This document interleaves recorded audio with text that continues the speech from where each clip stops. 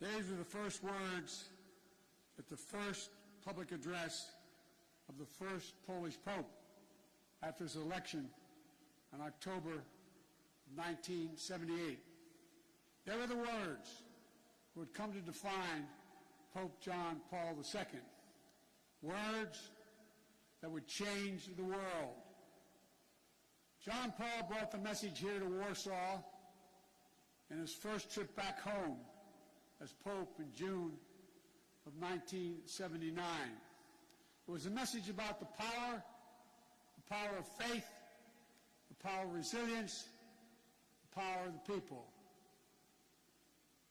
In the face of a cruel and brutal system of government, it was a message that helped end the Soviet repression in the Central Land and Eastern Europe 30 years ago. It was a message that will overcome the cruelty and brutality of this unjust war. When Pope John Paul brought that message in 1979, the Soviet Union ruled with an iron fist behind an iron curtain. Then a year later, the Solidarity movement took hold in Poland. While I know he couldn't be here tonight, we're all grateful in America and around the world for Lech Walesa.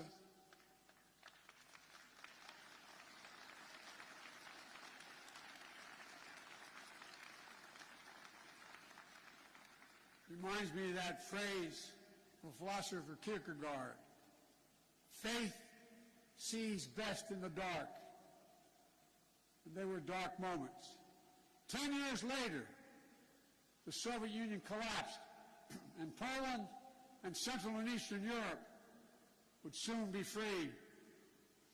Nothing about that battle for freedom was simple or easy. It was a long, painful slog, fought over not days and months, but years and decades. But we emerged anew in the great battle for freedom, a battle between democracy and autocracy, between liberty and repression, between a rules-based order and one governed by brute force. In this battle, we need to be clear-eyed. This battle will not be won in days or months either. We need to steel ourselves for the long fight ahead. Mr. President, Mr. Prime Minister, Mr. Mayor, members of the Parliament, distinguished guests, and the people of Poland, and I suspect some people of Ukraine that are here. We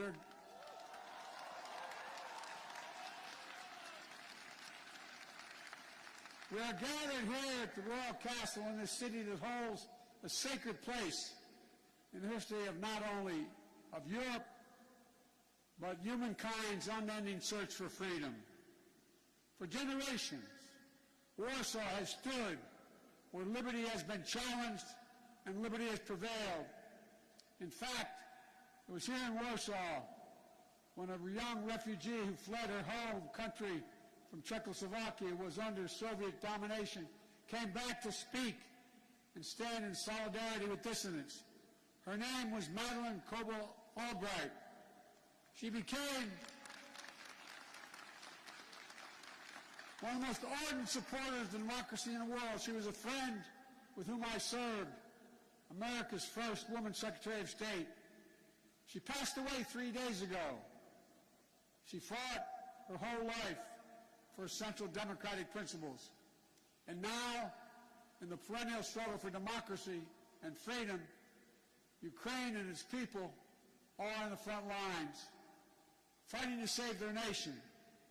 And their brave resistance is part of a larger fight for an essential democratic principles that unite all free people. The rule of law, fair and free elections, the freedom to speak, to write and to assemble, the freedom to worship as one chooses, freedom of the press. These principles are essential in a free society. But they have always been under siege, they've always been in battle. Every generation has tried to defeat democracy's moral foes. That's the way of the world. For the world is imperfect, as we know, where the appetites and ambitions of a few forever seek to dominate the lives and liberty of many. My message to the people of Ukraine is a message I delivered today to Ukraine's Foreign Minister and Defense Minister, who I believe are here tonight. We stand with you. Period.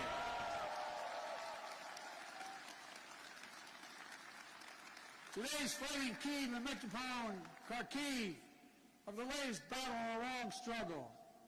Hungary, 1956. Poland, 1956, and then again, 1981. Czechoslovakia, 1968. Soviet tanks crushed democratic uprisings. But the resistance continued until finally, in 1989, the Berlin Wall and all the walls of Soviet domination, they fell. They fell. And the people prevailed. But the battle for democracy could not conclude and did not conclude with the end of the Cold War. Over the last 30 years, the forces of autocracy have revived all across the globe. Its hallmarks are familiar ones: contempt for the rule of law, contempt for democratic freedom, contempt for the truth itself.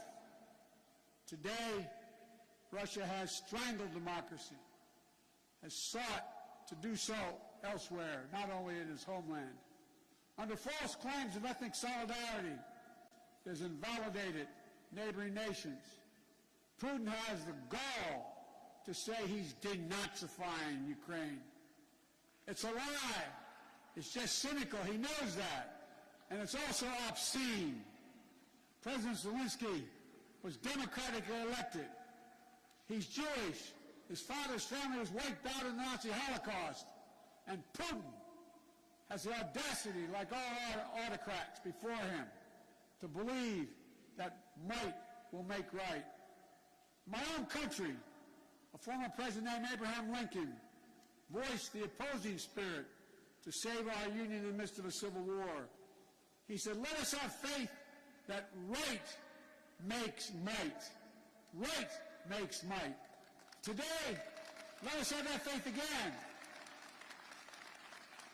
Let us resolve to put the strength of democracies into action to thwart the designs of autocracy.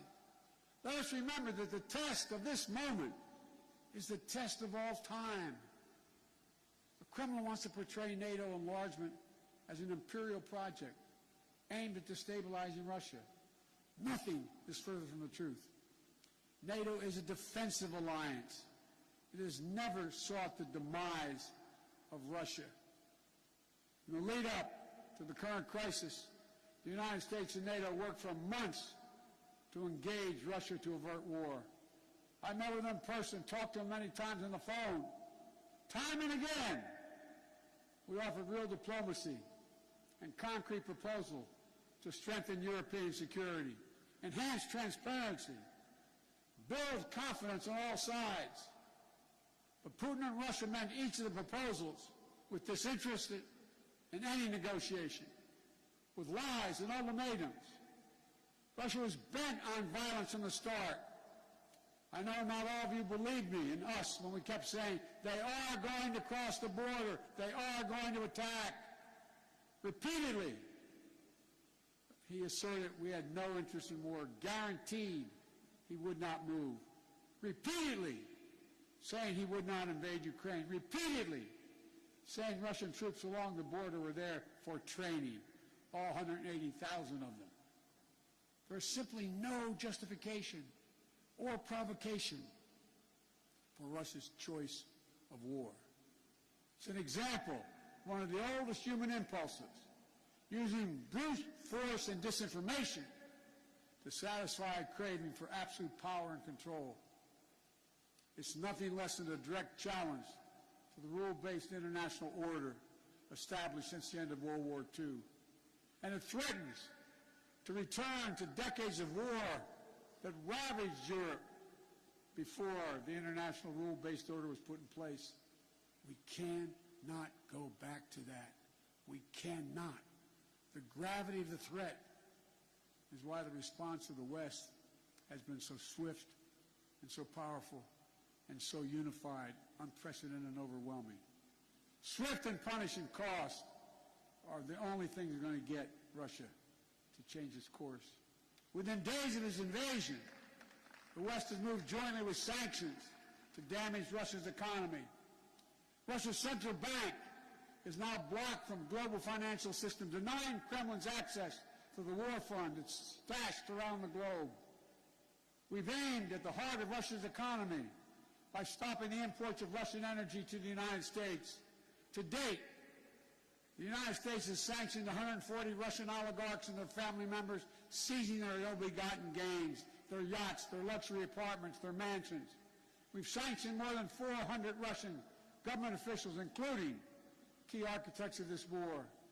These officials and oligarchs have reaped enormous benefit from the corruption connected to the Kremlin. And now they have to share in the pain. The private sector is acting as well. Over 400 private multinational companies have pulled out of doing business in Russia, left Russia completely, from oil companies to McDonald's. As a result of these unprecedented sanctions, the ruble almost is immediately reduced to rubble. The Russian economy, that's true, by the way, takes about 200 rubles to equal $1. The economy is on track to be cut in half in the coming years. It was ranked, Russia's economy was ranked the 11th biggest economy in the world before this invasion. It will soon not even rank among the top 20 in the world. Taken together, these economic sanctions are a new kind of economic statecraft with the power to inflict damage that rivals military might. These international sanctions are sapping Russian strength, its ability to replenish its military, and its ability to project power. And it is Putin, it is Vladimir Putin who is to blame, period. At the same time, alongside these economic sanctions, the Western world has come together to provide for the people of Ukraine with incredible levels of military, economic, humanitarian assistance. In the years before the invasion, we, America, had sent over $650 million before they crossed the border in weapons to Ukraine, including anti-air and anti-armor equipment. Since the invasion, America has committed another $1.35 billion in weapons and ammunition. And thanks to the courage and bravery of the Ukrainian people, the equipment we've sent and our colleagues have sent have been used to devastating effect to defend Ukrainian land and airspace. Our allies and partners have stepped up as well. But as I've made clear, American forces are in Europe, not in Europe, to engage in conflict with Russian forces. American forces are here to defend NATO allies. Yesterday I met with the troops that are serving alongside our Polish allies to bolster NATO's frontline defenses. The reason we want to make clear is their movement on Ukraine don't even think about moving on one single inch of NATO territory. We have sacred obligation. We have a sacred obligation under Article 5 to defend each and every inch of NATO territory with the full force of our collective power. And earlier today, I visited your national stadium where thousands of Ukrainian refugees are now trying to answer the toughest questions a human can ask. My God, what's going to happen to me? What's going to happen to my family? I saw tears in many of the mothers' eyes as I embraced them. They're young children. They're young children, not sure whether to smile or cry. One little girl said, "Mr. President," she spoke a little English, "if my brother and my daddy, are they going to be okay? Will I see them again?" Without their husbands, their fathers, many cases, their brothers and sisters who stayed back to fight for their country. I didn't have to speak the language or understand the language to feel the emotion in their eyes, where they gripped my hand. Little kids hung onto my leg. praying with a desperate hope that all this is temporary. Apprehension that they may be perhaps forever away from their homes. Almost a debilitating sadness that this is happening all over again. But I was also struck by the generosity of the people of Warsaw, for that matter, all the Polish people, for the depths of their compassion, their willingness to reach out, for opening their hearts. Say to the mayor and the premier to open their hearts and their homes, simply to help. I also want to thank my friend, the great American chef, Jose Andres, and his team for help feeding those who are yearning to be free. But helping these refugees is not something Poland or any other nation should carry alone. All the world democracies have a responsibility to help, all of them. And the people of Ukraine can count on the United States to meet its responsibility. I've announced 2 days ago we will welcome 100,000 Ukrainian refugees. We already have 8,000 a week coming to the United States of other nationalities. We'll provide nearly $300 million in humanitarian assistance, providing tens of thousands of tons of food, water, medicine, and other basic supplies. In Brussels, I announced the United States is prepared to provide more than $1 billion in additional humanitarian aid. The World Food Program told us that despite significant obstacles, at least some relief is getting to major cities in Ukraine, but not not Mariupol, because Russian forces are blocking relief supplies. But we'll not cease our efforts to get humanitarian relief wherever it is needed in Ukraine and for the people who have made it out of Ukraine. Notwithstanding the brutality of Vladimir Putin, let there be no doubt that this war has already been a strategic failure for Russia, already.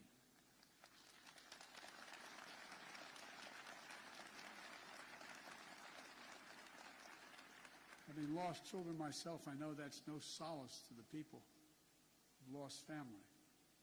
But he, Putin, thought Ukrainians would roll over and not fight. Not much of a student of history. Instead, Russian forces have met their match with brave and stiff Ukrainian resistance.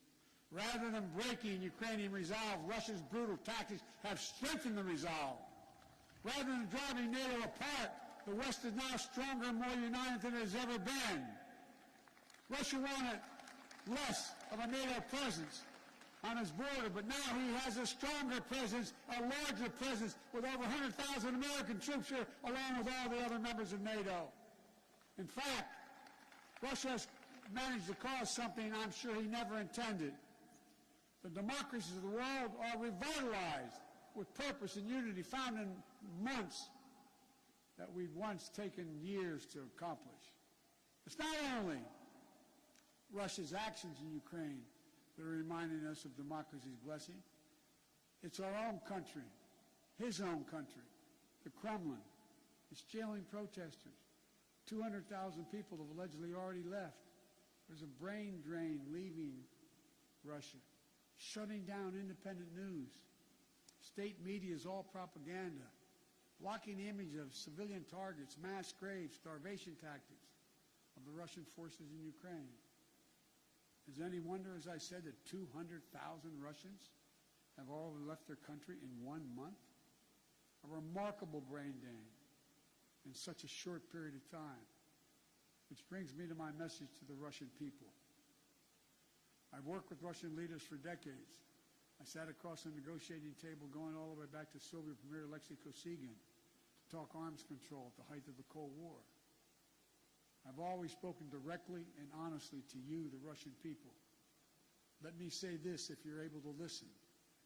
You, the Russian people, are not our enemy.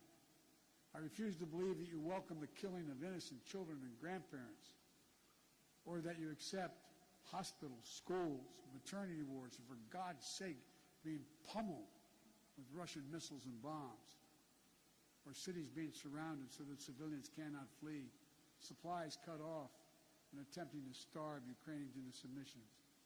Millions of families are being driven from their homes, including half of all Ukraine's children. These are not the actions of a great nation. Of all people, you, the Russian people, as well as all people across Europe, still have the memory of being in a similar situation in the late 30s and 40s. Situation of World War II, still fresh in the minds of many grandparents in the region. Whatever your generation experienced, whether it experienced the siege of Leningrad or heard about it from your parents and grandparents, train stations overflowing with terrified families fleeing their homes, nights sheltering in basements and cellars, mornings sitting through the rubble in your homes. These are not memories of the past, not anymore, because it's exactly what the Russian army is doing in Ukraine right now. March 26, 2022, just days before you were a 21st century nation with hopes and dreams that people all over the world have for themselves and their families. Now, Vladimir Putin's aggression have cut you, the Russian people, off from the rest of the world. And it's taking Russia back to the 19th century. This is not who you are. This is not the future you deserve for your families and your children. I'm telling you the truth. This war is not worthy of you, the Russian people. Putin can and must end this war. The American people will stand with you and the brave citizens of Ukraine who want peace. My message to the rest of Europe, this new battle for freedom has already made a few things crystal clear. First, Europe must end its dependence on Russian fossil fuels, and we, the United States, will help.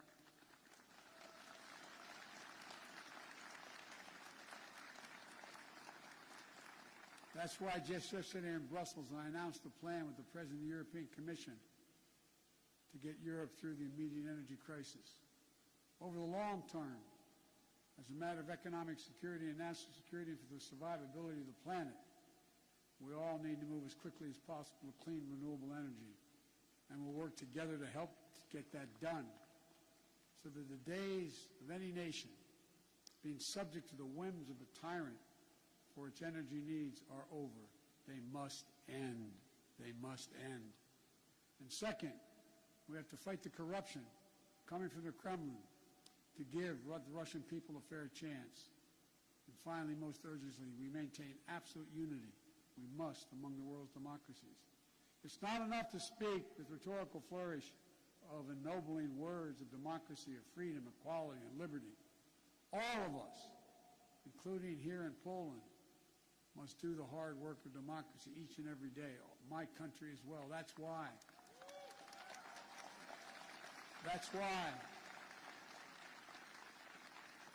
I came to Europe again this week with a clear and determined message for NATO, for the G7, for the European Union, for all freedom-loving nations.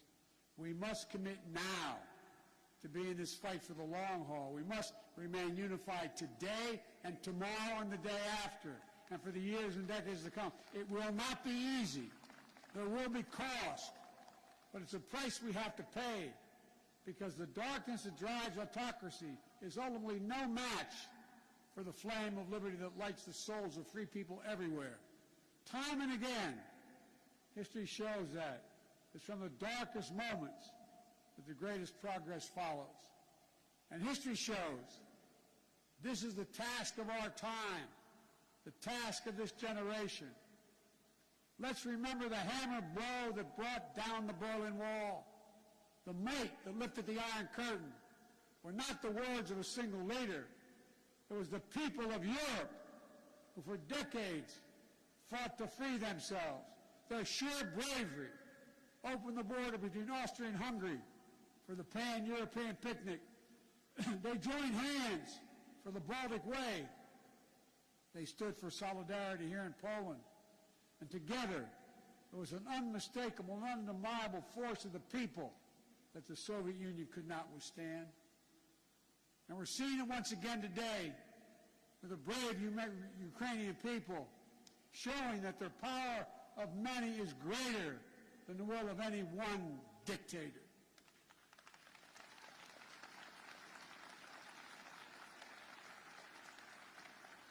So in this hour, let the words of Pope John Paul burn as brightly today. Never, ever give up hope. Never doubt. Never tire. Never become discouraged. Be not afraid.